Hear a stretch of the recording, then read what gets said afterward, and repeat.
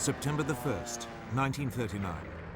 German troops thrust deep into Poland to win a swift and absolute victory. Barely 20 years earlier, their forefathers had also been on the march, but back into their homeland as a defeated army. In November 1918, after 4 years of World War I, Germany's Emperor, Kaiser Wilhelm II, had been forced to abdicate. His armies were being ground down by a remorseless offensive by British, French, and US troops. His people faced starvation. But already, a dangerous myth was taking root. The German generals and troops claimed that they hadn't been defeated in battle, but betrayed by their own cowardly politicians. Even so, at 11 in the morning on November the 11th, 1918, the 11th hour of the 11th day of the 11th month, World War I came to an end.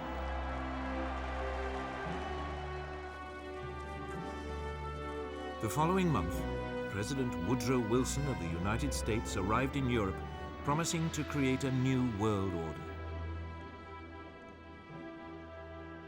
He persuaded the world's leaders to sign up to a new League of Nations. At the Treaty of Versailles, they agreed that from now on, disputes between countries would be resolved not by fighting, but by debate in the League. The peoples of Europe were set free. Germany's ally, the Austro-Hungarian Empire, was dismembered. Out of it, new nations were created: Austria, Poland, Hungary, Czechoslovakia, Yugoslavia, Latvia, Lithuania, and Estonia. Germany itself was greatly reduced in size. But this process contained a time bomb. Not everyone celebrated the birth of countries like Czechoslovakia. Several of them contained substantial German minorities.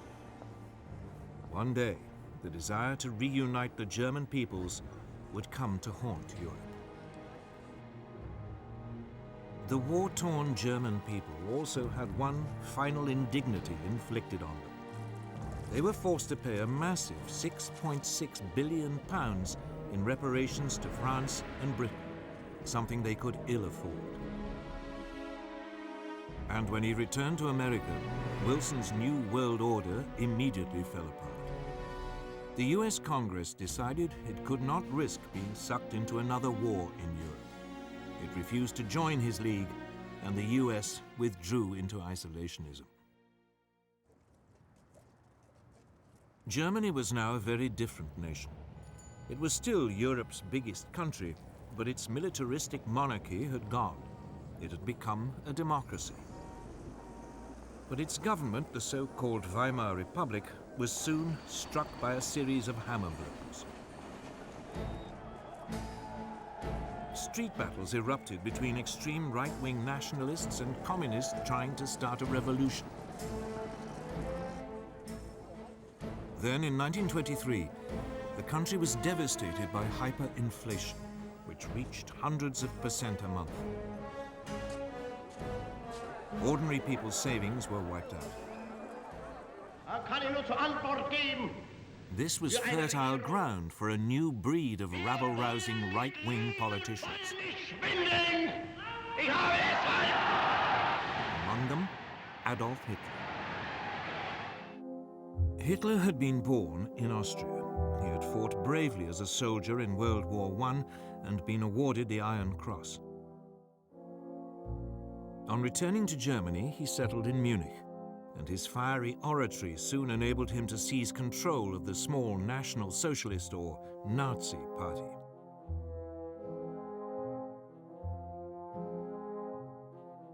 In October 1923, Hitler and his henchmen attempted an armed coup against the Weimar government.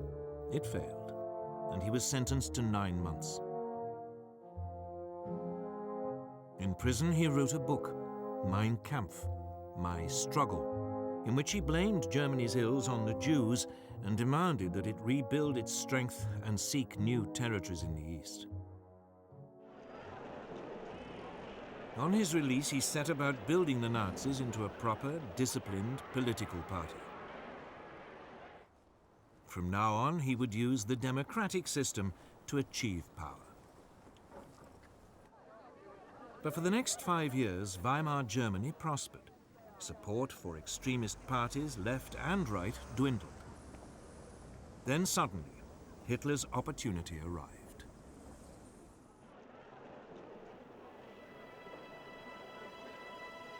In October 1929, the US stock market crashed. Billions of dollars were lost, and an economic depression swept across the world. Unemployment in Germany soared to over 6 million. Only extremist politicians seemed to offer a solution. Wir haben ein Ziel uns gewählt und verfechten es fanatisch, rücksichtslos. Politicians like Hitler. By 1931, his Nazis were a true mass movement. And they had their own brown-shirted thugs, the SA stormtroops, who numbered almost 3 million. In the 1932 elections, the Nazis became the largest party in Germany's parliament, the Reichstag. But Hitler refused to join a coalition, leaving parliament paralyzed. To break the impasse, President Hindenburg made him chancellor in January 1933, head of the government.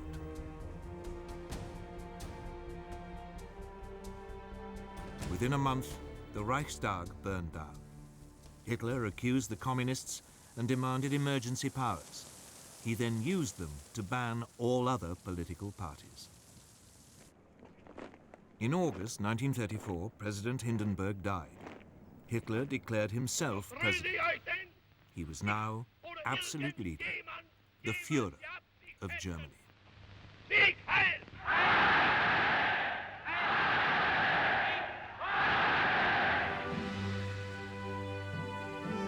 At first, there was little sign of what was to come. For the next 3 years, the Führer concentrated on rebuilding Germany's economy. He spent millions on public works, including the 5,000-mile Autobahn system, to soak up the unemployed. But in secret, Hitler was also spending lavishly on a huge rearmament program. Under the Versailles Treaty, the German army had been limited to 100,000 men. The country was forbidden to have an air force, tanks, or submarines. This small army was trebled in size. Then, in 1935, Hitler came out into the open. He unveiled a brand new air force, the Luftwaffe. It had 2,500 planes, far more than Britain or France. Unemployment plunged, and the Nazis became enormously popular. Now emboldened, the Führer made his first expansionist move. In 1935, he reoccupied the Saarland district on the French border, after it voted to return from League of Nations to German rule. A year later, he sent German troops into the Rhineland, part of Germany which had been demilitarized at Versailles. At the time, many felt that Hitler was only claiming back what was rightfully Germany's. Neither Britain nor France objected.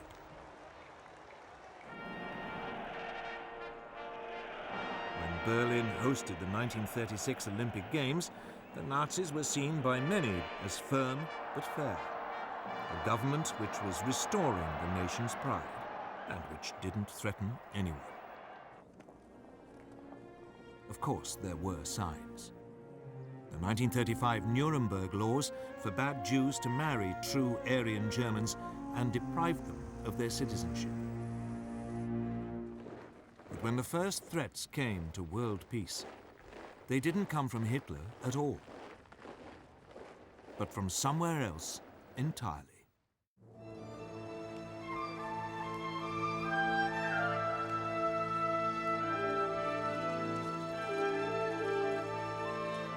Japan, at the start of the 20th century, was already a military power. It had defeated Russia in a war in 1905, and it had fought alongside the Allies in World War I. After the war, Japan was an acknowledged world power, and it signed up to the League of Nations. But politically, it was a mess of contradictions. Nominally a democracy, the feudal tradition was still strong. Most Japanese revered their emperor as a living god and regarded him as their true leader. And the country faced major economic problems. Its population was exploding. And it had no natural resources to fuel its rapidly expanding industries. Its leaders needed solutions, and they saw them in Chinese Manchuria. Manchuria was a land of rich grain fields, with plenty of coal and minerals. It was a perfect target. Japanese troops were already stationed there. Other possible targets were the colonies ruled by the European powers: Burma, Malaya, and Hong Kong, controlled by Britain, Indochina, ruled by France, and the Dutch East Indies. But at this stage, Japan had to be cautious. They didn't want to rouse the other great power in the Pacific, the United States. For all its anti-imperialist slogans, the US actually ran an unofficial empire in the Pacific. The Philippines, Guam, and several islands were under its direct rule. It undoubtedly had the strength to take on Japan, but since the end of World War I, it had had other distractions.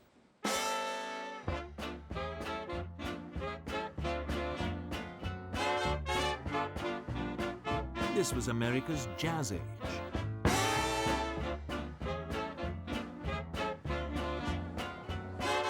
Throughout the 1920s, the nation concentrated on exploiting its vast resources. There was an economic boom that seemed without end. Fortunes were made both in industry and the stock markets. America seemed lost to the increasing pursuit of pleasure. With distractions like these, Japan's growing pains in the Pacific seemed very far away. America had slashed its army after World War I and agreed a naval reduction treaty with Britain, France, and Japan. This, in effect, handed naval superiority in the Pacific to the Japanese. And then came the Great Depression.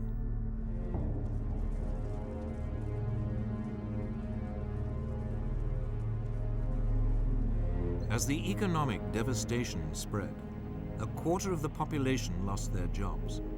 Tens of thousands were made homeless, living in shantytowns. Whereas before it had been distracted by pleasure, now America was distracted by pain. It was time for Japan to make her move.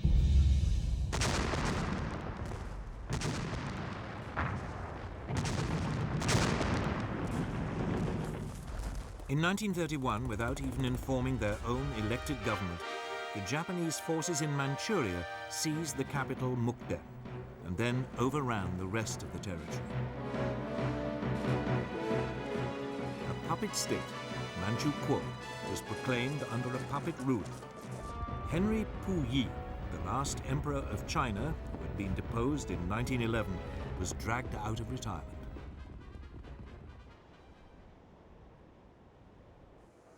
At its headquarters in Geneva, the League of Nations now faced its first great test.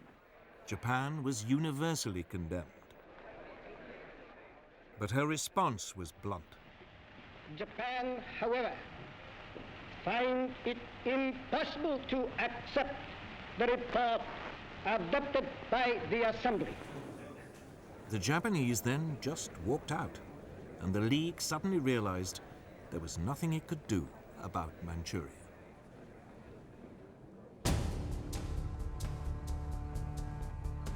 Japan was declared an international pariah, but it didn't care. Its leaders had turned their eyes to further conquests in China. These were easy pickings. China was in a state of chaos. The government of Generalissimo Chiang Kai-shek was locked in conflict with the Chinese Communist Party under Mao Zedong. There was civil war.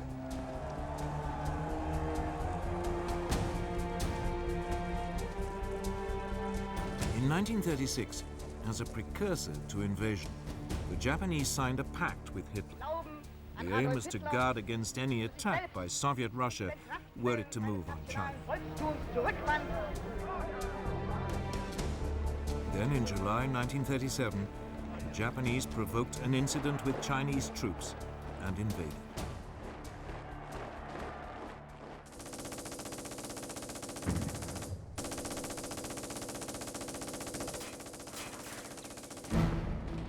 At first, the Chinese were taken by surprise.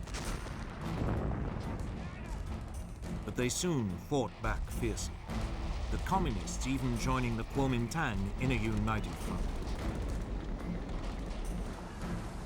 The Japanese responded with amphibious landings. By the end of 1937, they had overrun much of northern China and the coast.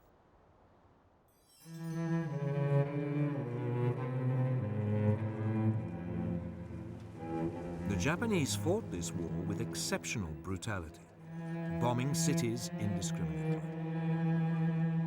Westerners living in the commercial center, the port of Shanghai, were now evacuated. The city was then besieged for 3 months.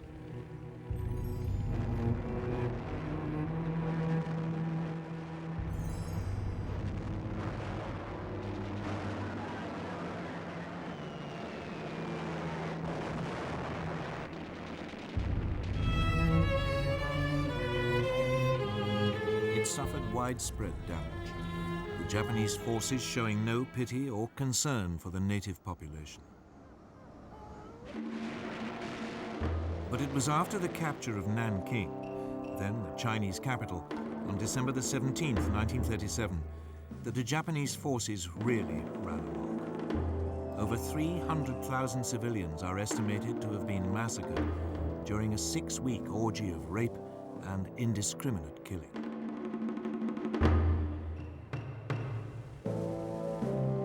The Japanese even attacked British and US warships which had been sent to protect their shipping and trade. The worst incident came on December the 12th, 1937. The American gunboat Panay was sunk by Japanese bombers. 50 crewmen died. Despite this, the Western powers refused to intervene. So the League of Nations could do nothing. In the United States, President Roosevelt wanted to impose a naval blockade of Japan. It has become clear that acts and policies of nations in other parts of the world have far-reaching effects on us. But the British would have none of it, fearing that it might provoke a war. So all Roosevelt could offer was a $25 million loan to Chiang Kai-shek to buy arms. Even though the communists were now fighting alongside the Kuomintang, the Soviet Union did little to help either. Its only involvement was a series of clashes along its own border with Manchuria. But China itself received nothing. Instead, it had to fight on alone. During 1938, the Japanese overran Canton and pushed the Chinese forces deeper into the west of the country. All the rhetoric of the League of Nations, all those promises to stop international aggression had come to nothing. And by now, the Western powers were facing aggression much closer to home. Deve cristallizzare una posizione di potente ingiustizia. Sangue, principi che sorgono e che nascono, e i principi che declinano, la vittoria è per noi, per i primi. Today, It is easy to laugh at Benito Mussolini, the fascist dictator of Italy. All that posturing seems faintly ridiculous now, but it didn't seem that way in 1922. Back then, Italy had seemed to be on the edge of anarchy. The country was riven by strikes and land seizures. The democratic government, just as in Germany, seemed powerless in the face of such unrest. So Benito Mussolini, a war veteran and a journalist, decided to take a stand. He organized a right-wing nationalist party, the Fascists. With the country paralyzed by a general strike in August 1922, Mussolini ordered his followers to march on Rome. Fearing a civil war, Italy's king, Victor Emmanuel, asked him to form a government.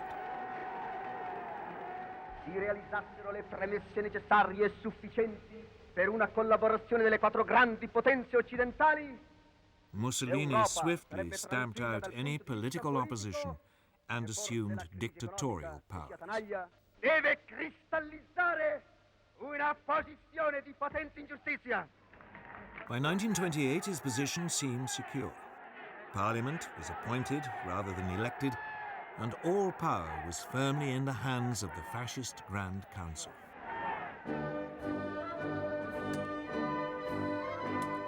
Like Hitler, Mussolini's first acts made him immensely popular.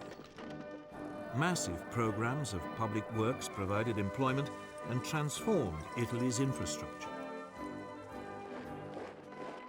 Corruption was rooted out and the mafia more or less eliminated.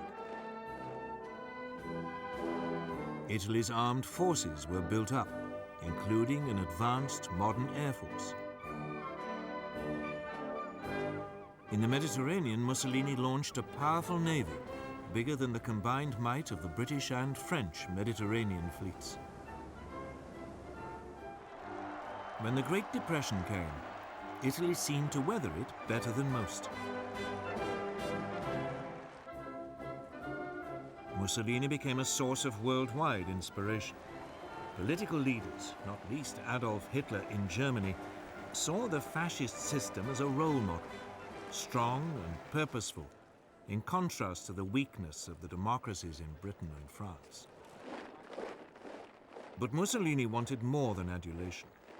He wanted to recreate the Roman Empire, and he already had a target in mind for his first imperial land grab.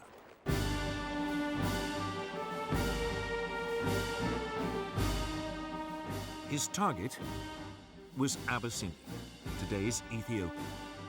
Italy already had colonies on its borders in Eritrea and Italian Somaliland.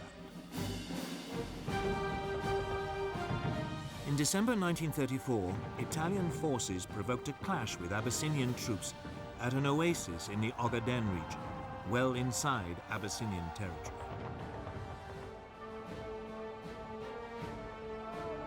Mussolini then sent reinforcements to Eritrea and Italian Somaliland, demanding that Abyssinia pay reparations.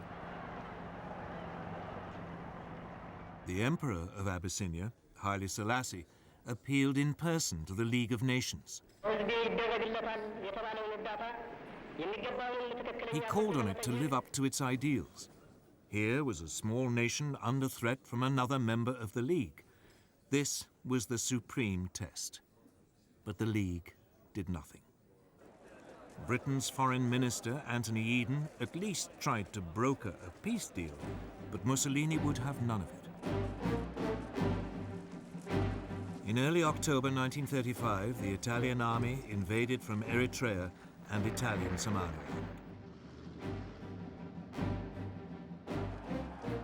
The primitive Abyssinian forces stood little chance against a modern army equipped with artillery and tanks.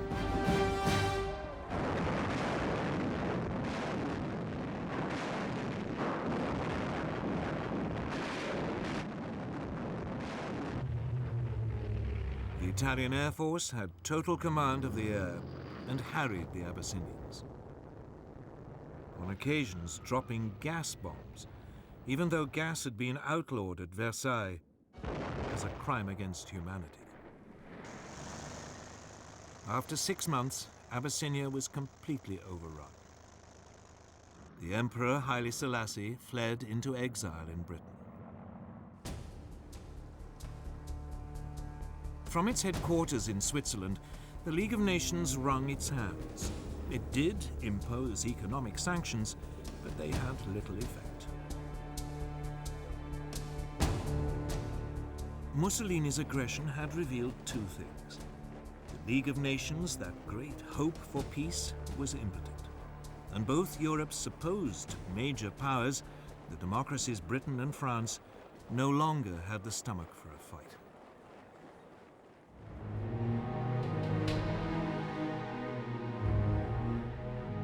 Both Britain and France had been shattered by World War I, and their economies had never really recovered. Both had witnessed waves of strikes and unrest. Both had suffered mass unemployment, even before the Great Depression.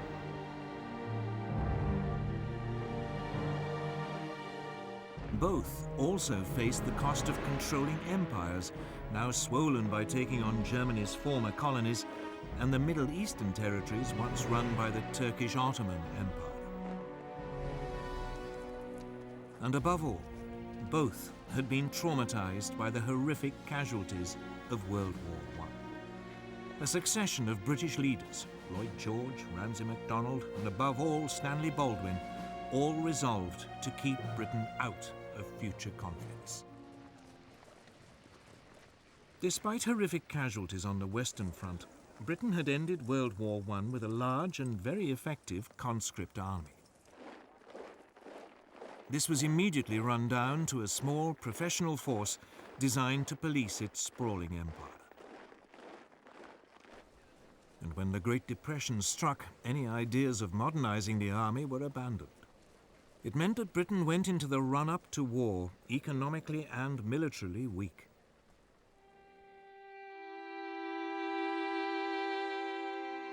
French losses during World War I had been even worse than the British. Ever mistrustful of the Germans, a large conscript army was maintained. But throughout the 1920s, France's birth rate had declined. It became clear that there would be a manpower shortage by the mid to late 1930s. France realized it could never compete with Germany on the size of its army alone.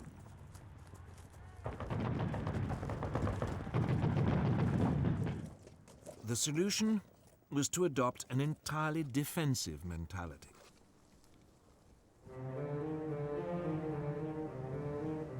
The Maginot Line, a series of fortifications, was begun in 1930 along the frontier with Germany and ran as far as the Belgian border.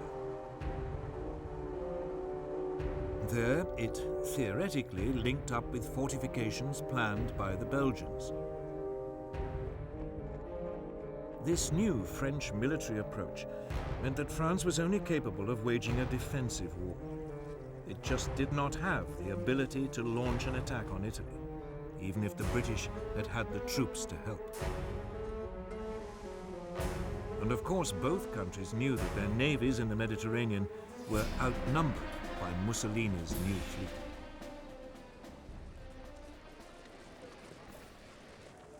So when Italy conquered Abyssinia, it made sense for both powers to do nothing. It just seemed too remote, too much someone else's problem.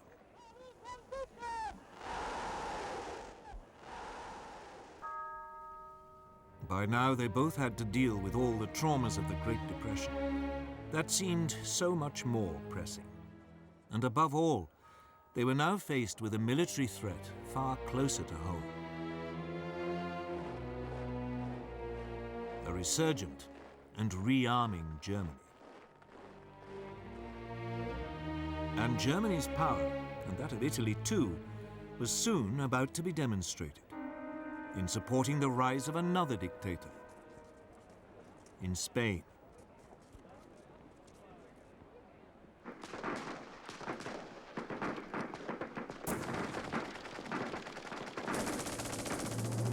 In 1936, civil war erupted in Spain. he was exceptionally vicious, setting family against family, communist against fascist, believers against atheists. In 1931, a left-wing government had come to power determined to get rid of the centuries-old Spanish monarchy. The king was forced into exile and a republic was declared.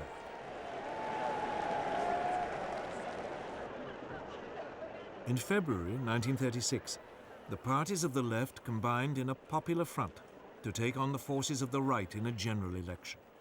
The Popular Front won narrowly.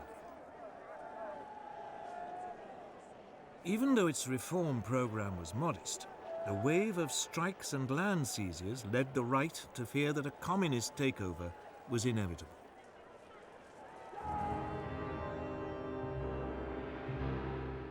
Within the Spanish army, long a bastion of conservative and Catholic thinking, senior officers began to consider the possibility of a coup.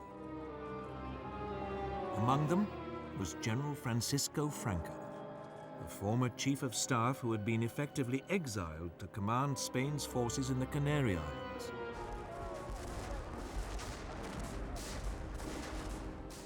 On July the 17th, 1936, the units of the army fighting guerrillas in Spain's colony in Morocco mutinied. The next day, Franco flew to join them, proclaiming a new nationalist movement which would save Spain from communism. Mainland garrisons now joined this revolt. The Popular Front responded by calling for volunteers to defend the Republic. Battle lines had been drawn.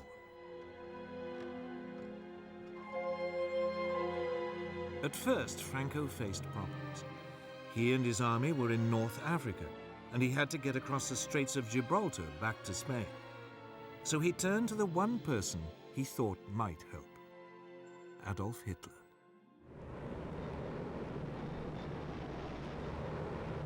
Within a month, transport aircraft from Hitler's new Luftwaffe had begun an airlift, taking Franco's battle-hardened veterans over to southern Spain.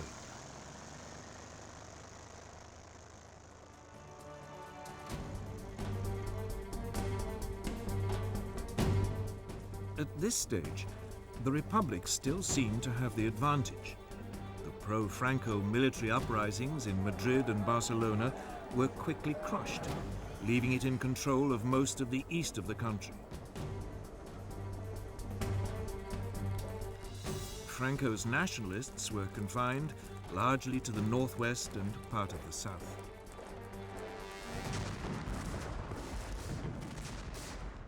But the nationalist situation was transformed when Hitler and Mussolini started to pour in troops and weapons. The German dictator seized the opportunity to test his new equipment and expanding armed forces. The first Panzer tanks were sent, along with some 12,000 troops. And the Luftwaffe deployed its Condor Legion, with its ultra-modern new bombers and fighters.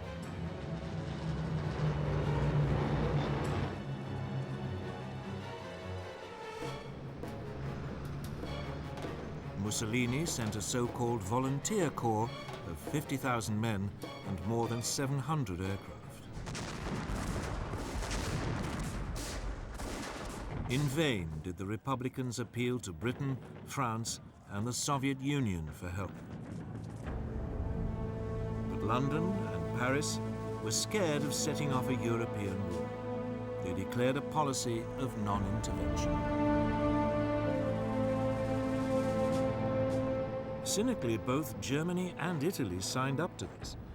But when it became obvious that they were still sending arms to the nationalists, Joseph Stalin, the Soviet leader, announced that he would help the Republic. Stalin's worry was the rise of fascism in Germany.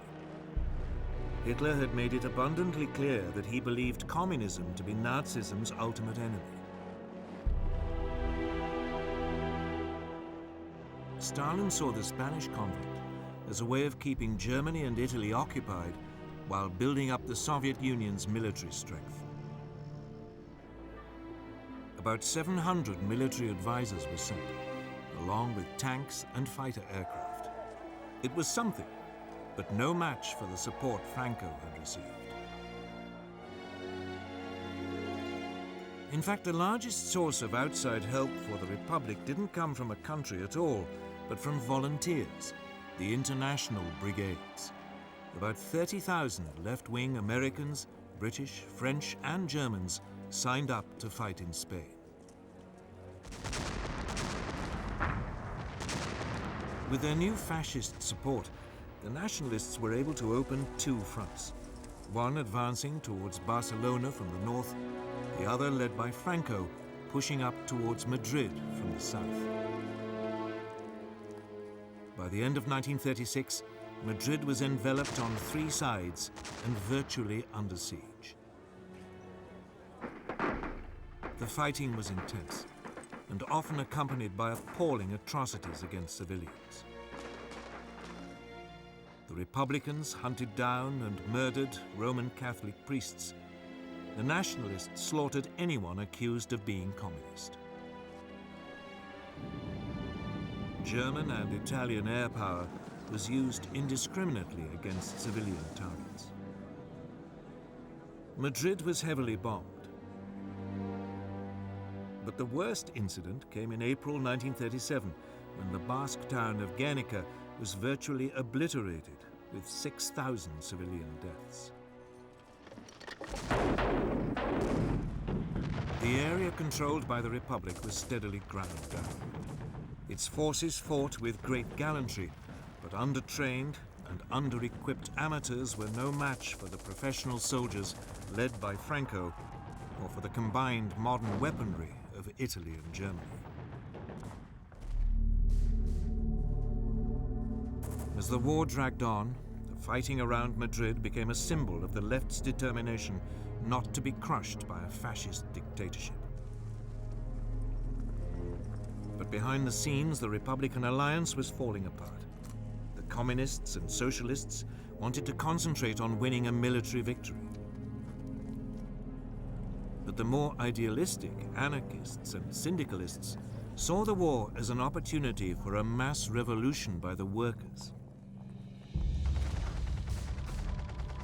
These disagreements burst out into the open in May 1937. Fighting broke out in Barcelona between the anarchists and communists. It was a fatal weakening of the Republican cause.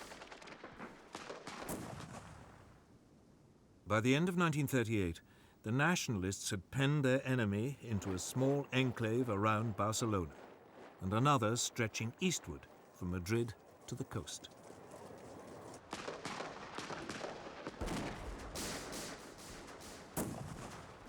Madrid continued to hold out, but the international brigades were withdrawn.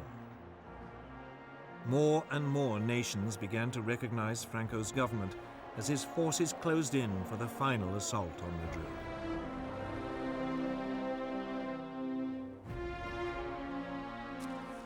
At the end of March 1939, its defenders, exhausted after nearly 3 years of fighting, the capital finally surrendered.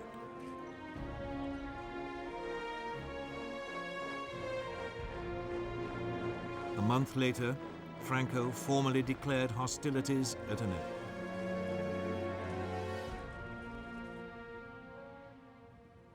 The scars of Spain's civil war took years to heal, and in some ways, they never have. And internationally, Franco's victory over the Republic proved a disaster. Hitler and Mussolini were confirmed in their belief that the democracies of Britain and France were impotent to resist any real pressure. While Stalin despaired of their willingness to confront fascism. Hitler in particular saw his way open to begin the aggressive policies outlined in Mein Kampf. Even before the Spanish Civil War ended, his armies were on the march.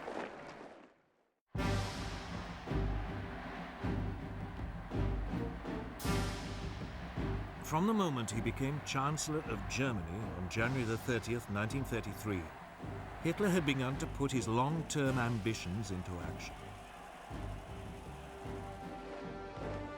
On February the 3rd, he told his top commanders that his ultimate aim was to conquer territory in the east and ruthlessly Germanize it. They were instructed to prepare for a massive expansion. Although Germany had been forbidden tanks, a secret treaty with the Soviet Union in 1923 had allowed the development of tank designs and experimentation with new mobile armored tactics. Energetic young German officers like Heinz Guderian read the theories of British thinkers like Basil Liddell Hart and Colonel John Fuller. They even watched exercises being carried out by the British during the 1920s on Salisbury Plain. It was from these that they came up with the idea of fast-moving units combining tanks, artillery and infantry that could thrust fast and deep into enemy territory. Hitler adopted their ideas with enthusiasm. The new army was to have 3 panzer divisions. Similarly, the new Air Force, the Luftwaffe, under former World War I fighter ace Hermann Goering, had had a framework to build on. Throughout the years in which its Air Force was officially banned, Germany had kept up its design skills by building civilian machines, and gliding and flying clubs provided a reserve of potential aircraft. Hitler revealed the existence of the Luftwaffe in March 1935. He then announced that the army was to be increased to 300,000 men and conscription was reintroduced. Britain and France protested feebly at this flagrant breach of the Versailles Treaty. But soon, they reluctantly and slowly began to rearm.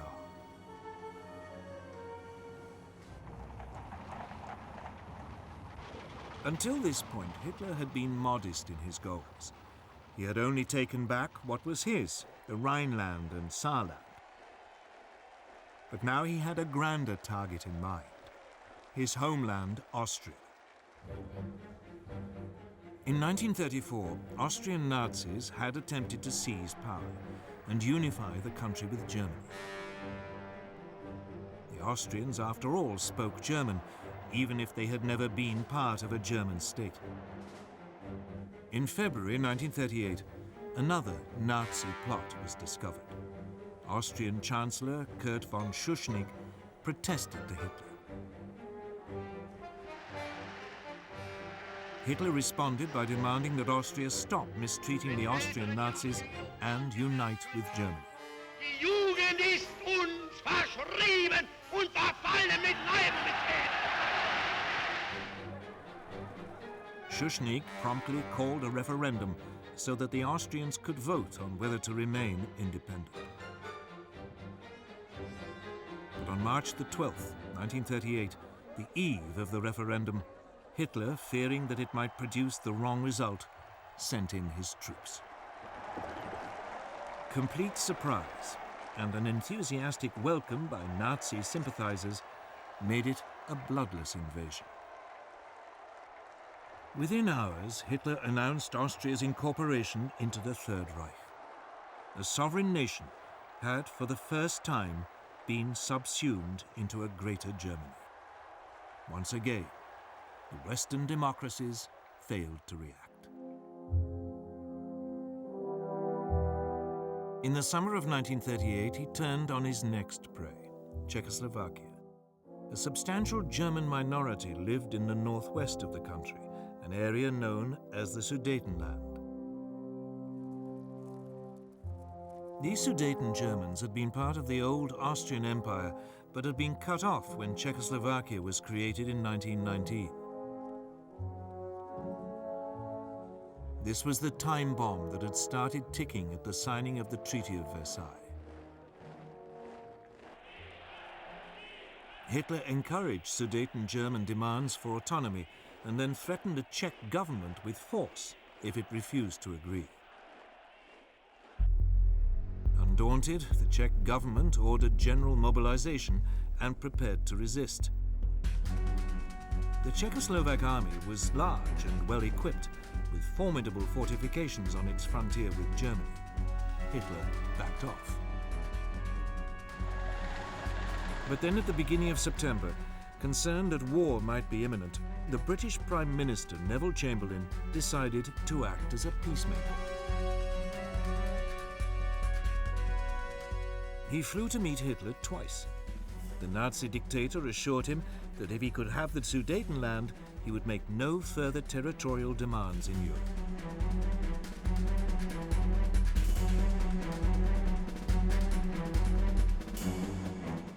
In Munich, on September the 29th, 1938, with Mussolini acting as mediator, France and Britain signed an agreement giving the Sudetenland to Germany in return for a formal declaration by Hitler that he had no more territorial ambitions.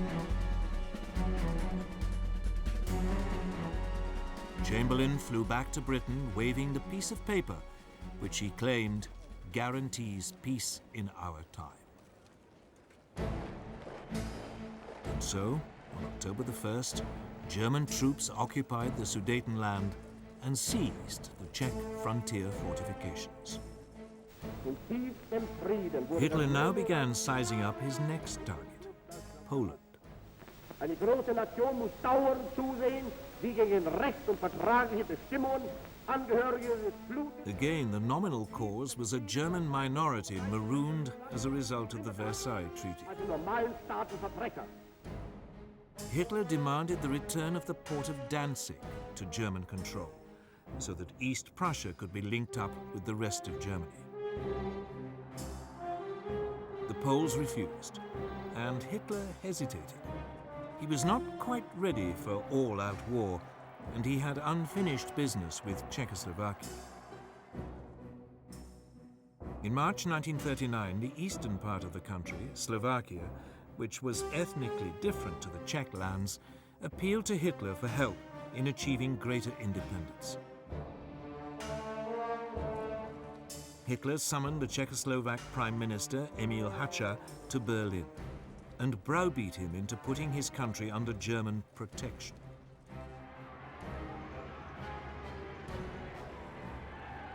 German troops now marched into the rest of Czechoslovakia, unopposed.